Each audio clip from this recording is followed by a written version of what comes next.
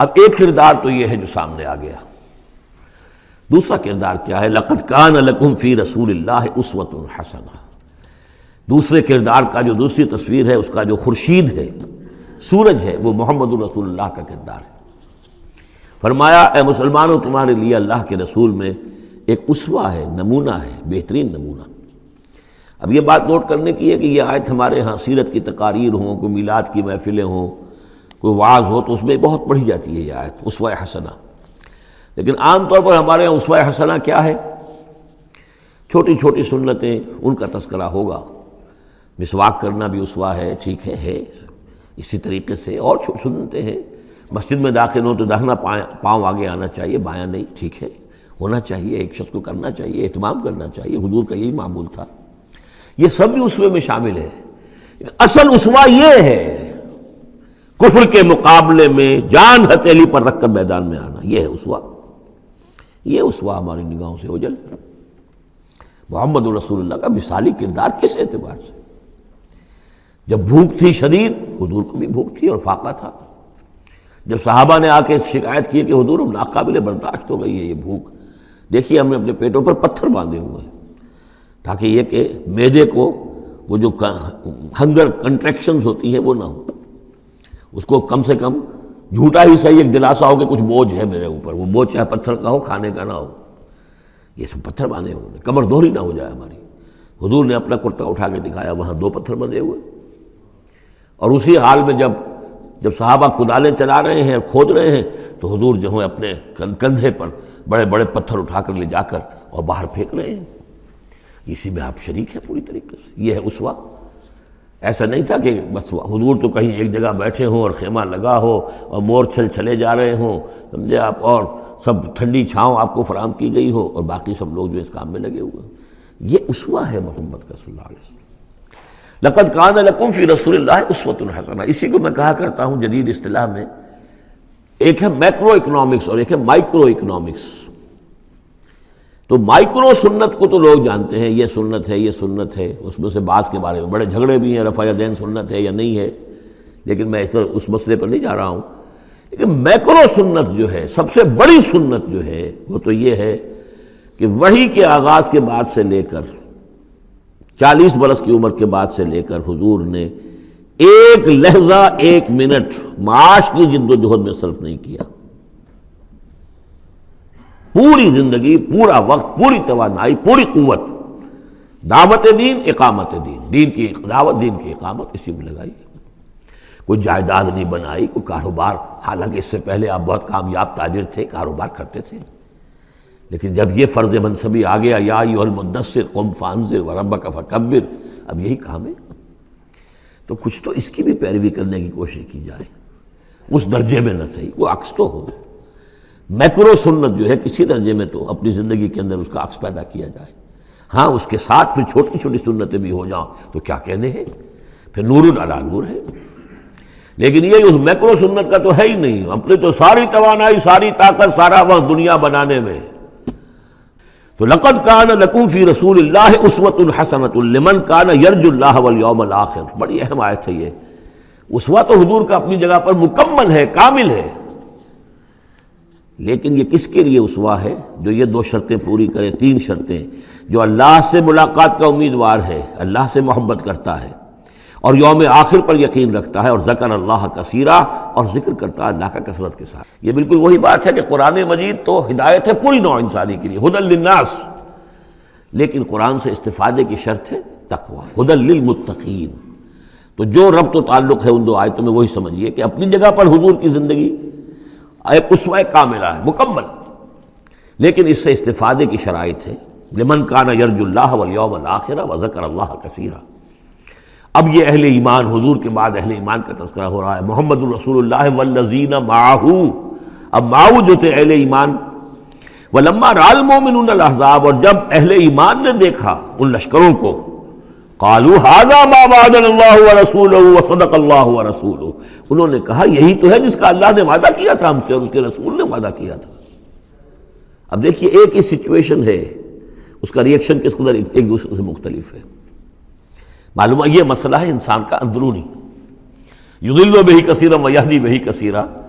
تو جیسے قرآن کے بارے میں آیا اسی طریقے سے اس سچویشن سے بھی انہوں نے کیا کہا؟ ہم نے تو سنا ہوا ہے، پہلے ہی اللہ نے کہہ دیا تھا وَلَنَبْلُوَنَّكُمْ بِشَيْءٍ مِّنَ الْخَوْفِ وَالْجُوعِ وَنَقْصٍ مِّنَ الْأَمْوَالِ وَالْأَنفُسِ وَالثَّمَرَاتِ، یہ قرآن مجید میں سورہ بقرہ میں آیت نہیں آ چکی تھی؟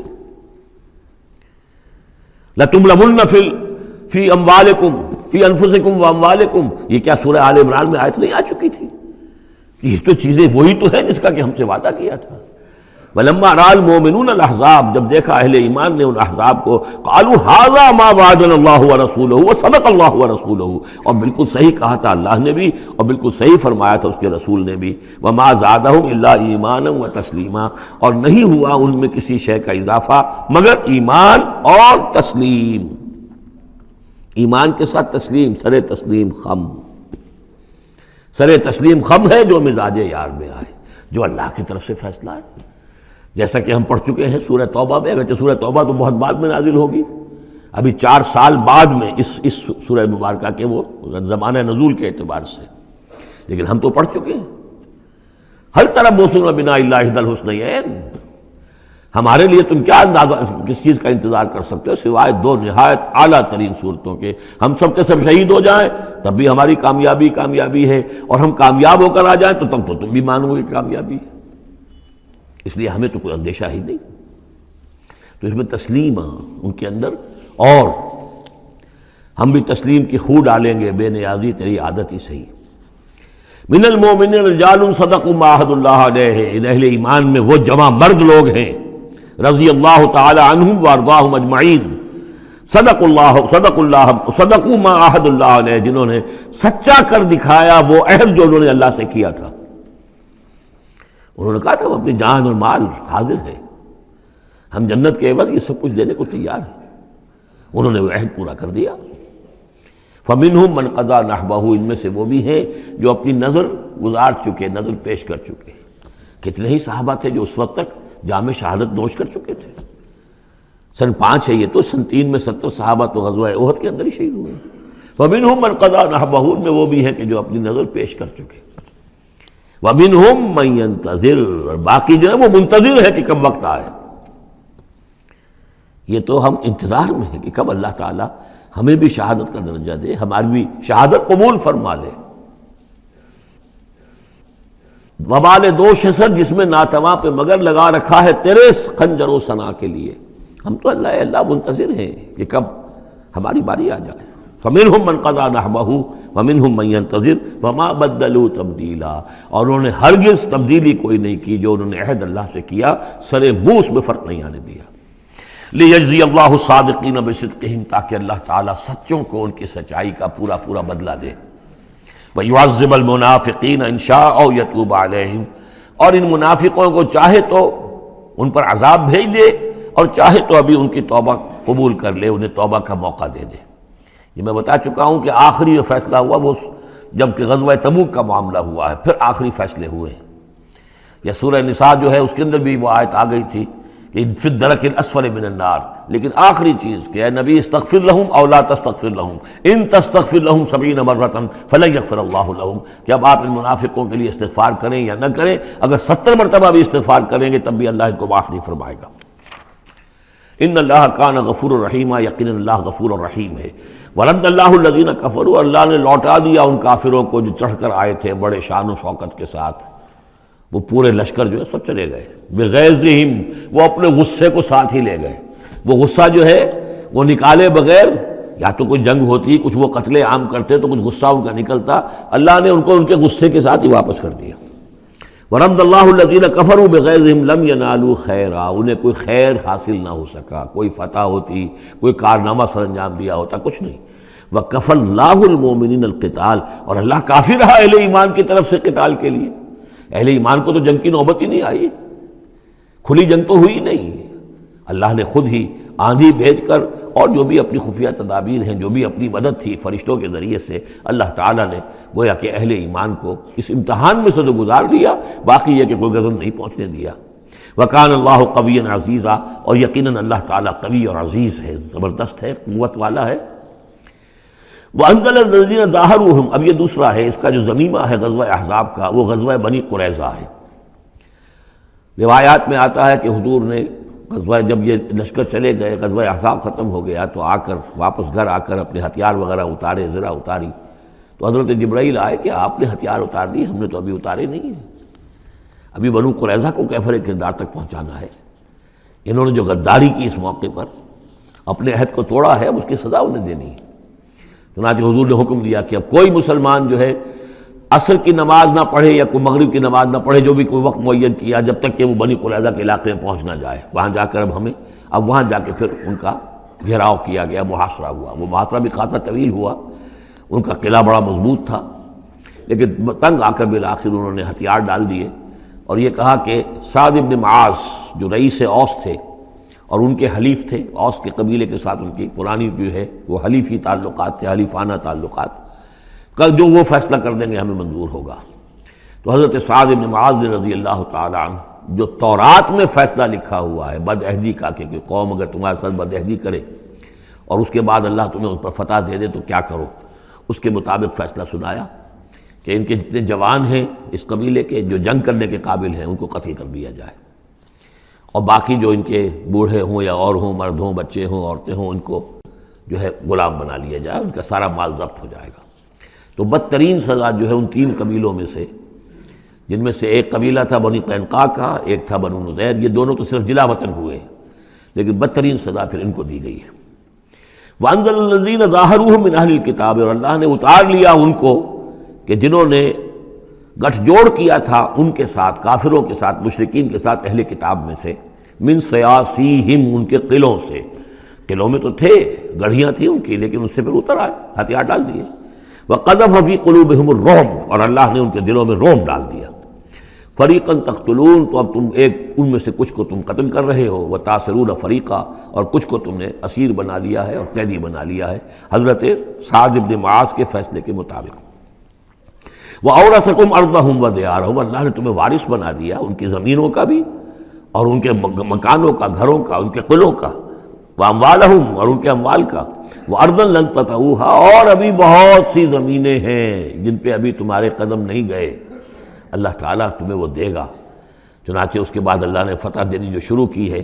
غزوہ احزاب جو ہے در حقیقت یہ ایک ٹرننگ پوائنٹ تھا حضور کی سیرت کے اندر، اس لیے کہ اس کے بعد حضور نے کہہ بھی دیا تھا، غزوہ احزاب کے بعد صحابہ کو خوشخبری دے دی تھی، لن تغزوکم قریش بعد عامکم ھذا، مسلمانوں اس سال کے بعد اب قریش تم پر دوبارہ حملہ آور نہیں ہوں گے۔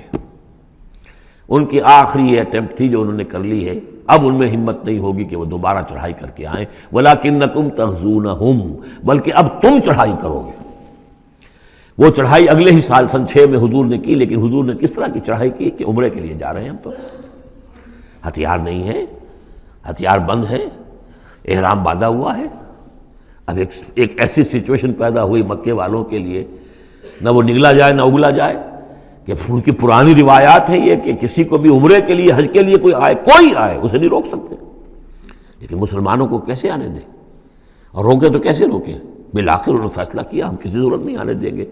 ادھر حضور نے پھر جو ہے بیعت لے لی کہ اب یہاں سے ہم کوئی بھی زندہ نہیں جائے گا، سب جانے یہیں دے دیں گے۔ بیعت علی الموت، بیعت رضوان جو ہوئی اس موقع پر، وہ بیعت علی الموت تھی، یہیں پر جانے دے دیں گے۔ اس کی خبریں وہاں پہنچی تو ان کے چھکے چھوٹ گئے۔ بہرحال پھر صلح ہوئی، جس صلح کو کہا ہے اللہ تعالیٰ نے انا فتحنا لک فتحا مبینا، تو فتح کا جو ہے دروازہ کھل گیا ہے غزوہ احزاب کے فوراً بعد، اور اسی کی طرف اشارہ ہے وہ ارضا لم تطئوہا، ابھی بہت سی زمینیں جن پر مسلمانوں تمہارے قدم نہیں پہنچے، ابھی تم نے گھوڑے نہیں دوڑائے ہیں، ابھی وہ تو زمینیں، اب کہاں سے کہاں تک آپ سمجھیے کہ 30 سال کے اندر کہاں سے کہاں تک مسلمانوں کی حکومت ہو گئی، تو وہ سارا اشارہ اس میں ہے، خاص طور پہ خیبر سن 7 میں یہودیوں کا گڑھ فتح ہو گیا۔ وَكَانَ اللَّهُ عَلَىٰ كُلِّ شَيْءٍ قَدِيرًا، اور اللہ تعالیٰ ہر چیز پر قادر ہے۔ اب یہاں سے وہ مضمون شروع ہو رہا ہے کہ جو پہلے رکوع میں تھا، کچھ جو مجلسی اصلاحات ہیں، یوں سمجھیے کہ ان کی پہلی قسط وہ ہے جو سورہ احزاب میں آ رہی ہے۔ 5ویں سال عرب میں پردے کا رواج نہیں تھا، چادر کا رواج تھا، مرد بھی عورت بھی، باہر جب نکلتا تھا تو ایک لمبی سی چادر لے کر، لیکن یہ کہ مردوں کے صرف کندھے پر وہ پڑی ہوتی تھی، عورتیں یہ ضرور تھا کہ اسے اپنا تقریباً پورے جسم میں کو لپیٹ لیتی تھی اس میں، لیکن چہرے کا کچھ نہیں، سر پہ کچھ نہیں۔ سر پر اگر ہو گیا ورنہ چہرہ کھلا. یہ وہاں کے رواج تھے. گھروں میں بے دھڑک جا رہے ہیں آ رہے ہیں، اور جو بھی تھا وہاں پر جو صورتحال تھی.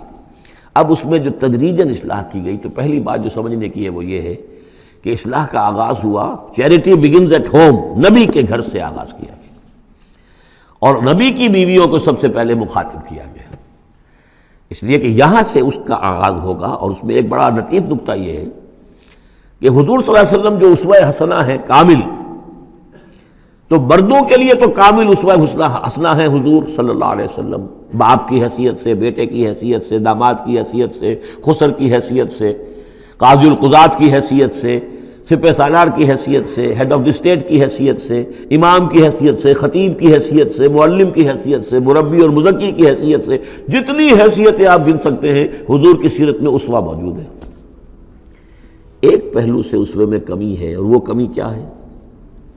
عورتوں کے جو خاص نسوانی معاملات ہوتے ہیں اس میں تو حضور اسوہ نہیں بن سکتے. حضور تو مرد ہیں، تو عورتوں کی زندگی کا ایک حصہ ہے کہ نہیں؟ تو عورتوں کے لیے اسوہ کون ہے؟ وہ آپ کے ازواج مطہرات کو اسوہ بنایا جا رہا ہے. اس لیے اصلاح کا عمل ان سے شروع کیا گیا، اور ان کو گویا کہ کہہ دیا گیا کہ تم اگر نیکی کرو گی دوہرا اجر پاؤ گی. کیوں؟ کہ تمہیں تو دیکھ کر تمام مسلمان خواتین نے جو ہے تمہارے نقش قدم کی پیروی کرنی ہے، اور خدا نے خواستہ تم نے کوئی غلط حرکت کی تو تمہیں دوہری سزا ملے گی، اس لیے کہ تم تو ان کے لیے اب اسوہ ہو. تو گویا کہ اسی سورہ مبارکہ میں حضور کے بارے میں آیت آئی ہے لَقَدْ كَانَ لَكُمْ فِي رَسُولِ اللَّهِ أُسْوَةٌ حَسَنَةٌ. لیکن حضور کے اس اسوے میں جو ایک پہلو سے کمی ہے کہ خواتین کے لیے ان کے جو مخصوص نسوانی معاملات ہیں ان کے لیے حضور کی شخصیت میں اسوہ نہیں ہے، اس خلا کو پر کیا ہے ازواج مطہرات کے ذریعے سے. یا ایھا النبی قل لازواجک، اے نبی کہہ دیجئے اپنی بیویوں سے، ان کنتن تردن الحیاۃ الدنیا وزینتہا فتعالین امتعکن واسرحکن سراحا جمیلا. یہ واقعہ ایلا ہے. اب آپ کو معلوم ہے کہ جب مسلمانوں کے ہاں اب خوشحالی آ گئی، اب فتح کا دور شروع ہو گیا، مال غنیمت بھی آیا ہے، تو عام مسلمانوں کے گھر میں خوشحالی ہو گئی، تو ازواج مطہرات برمنائے طب بشری ان کی طرف سے بھی ایک تقاضا آیا کہ اب ہمارا بھی نفقہ، ہمارا خرچہ کچھ بڑھایا جائے. اس مطالبے کو حضور نے اتنا ناپسند کیا کہ قسم کھا لی کہ 1 مہینے تک میں گھر میں کسی گھر میں نہیں جاؤں گا، کسی اپنی اہلیہ محترمہ سے ملاقات نہیں کروں گا. اور مسجد کے ساتھ ہی ایک بالا خانہ سا تھا، اس میں آپ نے اپنا جو ہے وہ قیام کر لیا. تو ایک طوفان مچ گیا مدینے میں. اب حضرت ابوبکر کی بیٹی حضرت عائشہ حضور کے گھر میں ہے، حضرت عمر کی بیٹی حضرت حفصہ حضور کے گھر میں ہے کہ اب یہ کیا ہو رہا ہے، کیا ان کو طلاق ہو جائے گی، کیا ہوگا؟ حضور نے کیا فیصلہ کر لیا ہے؟ اس کو ایلا کہتے ہیں، کچھ عرصے کے لیے بیویوں سے قطع تعلق کر لینا. اور یہ سورہ الذین یولون من نسائہم، اس کا حکم جو ہے وہ آ چکا، 4 مہینے سے زیادہ کی اجازت نہیں ہے. لیکن یہ کہ بہرحال یہ جب حضور نے کیا تو اس کے بعد پھر یہ آیات نازل ہوئیں کہ اے نبی اب آپ صاف 2 آپشنز رکھ دیجئے اپنی ازواج کے سامنے. اگر تو انہیں دنیا چاہیے تو وہ خود آیات ہی میں دیکھ لیجئے، ان کنتن تردن الحیات الدنیا، کہ اگر تو تم چاہتی ہو دنیا کی زندگی، اس کی زیبائش اور آرائش، وزینتہا فتعالین، آؤ امتعکن، میں تمہیں مال و متاع دے دوں گا، واسرحکن سراحا جمیلا، پھر میں اپنے گھر سے تمہیں رخصت کر دوں گا خوبصورتی کے ساتھ. لیکن یہ کہ پھر تم میرے گھر میں نہیں رہ سکتی، پھر میں اپنے ہاتھ سے تمہیں رخصت کر دوں گا. وَإِن كُنتُنَّ تُرِدْنَ اللَّهَ وَرَسُولَهُ، اور اگر تم طالب ہو اللہ کی اور رسول کی، ان کی رضا چاہتی ہو، وَالدَّارَ الْآخِرَةَ، اور بجائے اس دنیا کے تم آخرت کا گھر جو ہے اس کی طالب بن جاؤ. فَإِنَّ اللَّهَ أَعَدَّ لِلْمُحْسِنَاتِ مِنْكُمْ أَجْرًا عَظِيمًا، تو اللہ تعالیٰ نے تم جیسی نیک بیویوں کے لیے اللہ تعالیٰ نے بہت بڑا اجر جو ہے وہ فراہم کیا ہے، تیار کیا ہے. یعنی اب آپشن تمہارا ہے، اگر دنیا کی آسائش چاہیے تو آؤ، فیصلہ کر لو، چوز کر لو، چوائس از یورس. میں تمہیں مال و متاع دے کر اپنے گھر سے رخصت کر دوں گا خوبصورتی کے ساتھ. اور اگر میرے ہاں رہنا ہے تو پھر تو یہی ہے، فقر ہے، فاقہ ہے، جو اختیاری فقر تھا آپ کا. اور اس میں ظاہر بات واقعہ یہی ہے کہ جب یہ بات رکھی گئی سب سے پہلے حضرت عائشہ نے کہا میں تو اللہ اور اس کے رسول کو منتخب کرتی ہوں. اور ایک ایک کر کے تمام ازواج نے یہ کہا، اپنے تمام مطالبات سے وہ دستبردار ہو گئی. اور پوری زندگی اس طرح گزری ہے کہ کبھی 2 وقت جو ہے چولہا گرم نہیں ہوا ہے محمد کے گھر میں صلی اللہ علیہ، کسی بھی گھر میں، کسی بھی زوجہ محترمہ کے گھر میں. یا نساء النبی من یات منکن بفاحشۃ مبینۃ، اے نبی کی بیویوں، اگر خدا نخواستہ بالفرض تم میں سے کسی کی طرف سے کسی کھلی بے حیائی کا ارتکاب ہوا، یضاعف لها العذاب ضعفین، اسے عذاب دیا جائے گا دگنا، وکان ذلک علی اللہ یسیرا، اور یہ اللہ پر بہت آسان ہے۔ یہ نہ سمجھنا نبی کی بیوی ہے تو نبی ہمیں بچا لے گا، اسی لیے قرآن مجید میں بار بار آتا ہے حضرت نوح کی بیوی، حضرت لوط کی بیوی، حضرت لوط کی بیوی کا ذکر بہت زیادہ ہے۔ نبی بھی اپنی بیوی کو نہیں بچا سکتا، اگر اس کا اپنا کردار غلط ہے، اس کا اپنا جو رویہ ہے صحیح نہیں ہے، اگر اس ایمان اور عمل صالح سے محروم ہے تو کچھ نہیں۔ چنانچہ حضور نے ایک مرتبہ اپنے قریبی گھرانے کی جو خواتین تھیں ان کو بٹھایا اور ایک ایک کا نام لے لے کر کہا ہے، یا فاطمہ بنت محمد صلی اللہ علیہ وسلم انقذی نفسک من النار فانی لا املک لک من اللہ شیئا، اے فاطمہ محمد کی بیٹی، خود اپنے آپ کو آگ سے بچاؤ، نکالو اپنے آپ کو آگ سے اپنے عمل سے، اس لیے کہ مجھے اللہ کے ہاں کوئی اختیار تمہارے بارے میں حاصل نہیں ہوگا۔ اگر فاطمہ کے بارے میں نہیں تو پھر کس کے بارے میں؟ یا صفیہ امت رسول اللہ، اے صفیہ اللہ کے رسول کی پھوپھی، انقذی نفسک من النار فانی لا املک لک من اللہ شیئا، اپنے آپ کو جہنم کی آگ سے بچانے کی کوشش کرو، اس سے نکالو اپنے آپ کو، اور میں قیامت کے دن میں اللہ کے محاسبے کے وقت میں تمہارے کام نہیں آ سکوں گا۔